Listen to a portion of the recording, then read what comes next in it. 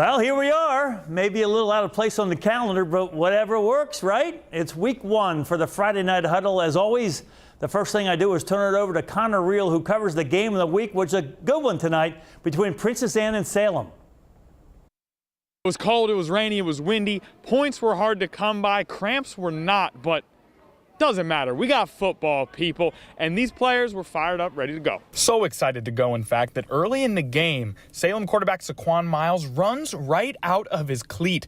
Talk about explosive athleticism, but this is where things get kooky, right? He goes back, he retrieves the missing shoe, and then he just kind of looks at it and lingers around. I mean, raise your hand if you hate wet socks, right? But then we start to realize what's going on here. Does this look like a man who cares about wet socks? Miles, defenders bouncing off of him, going to get the Sun Devils down into the red zone.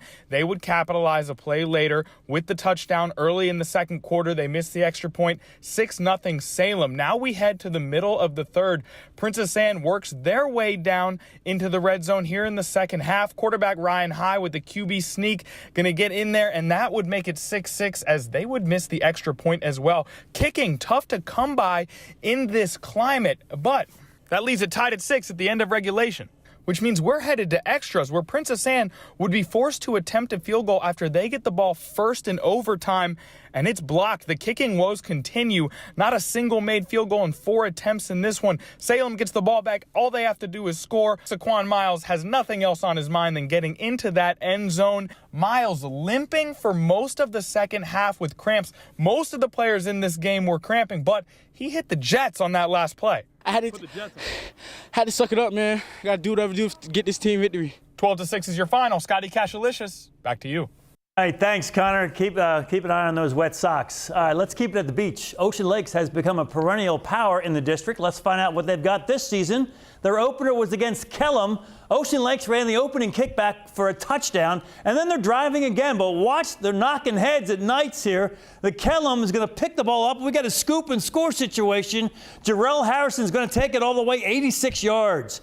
Ocean Lakes back at it. Landon Spell hooking up with Logan Eastray for 26 yards. That's a score. They take the lead, and then Spell is going to come up with a short pass here, but Carvella Scott coming out of the backfield is going to turn it into a long one.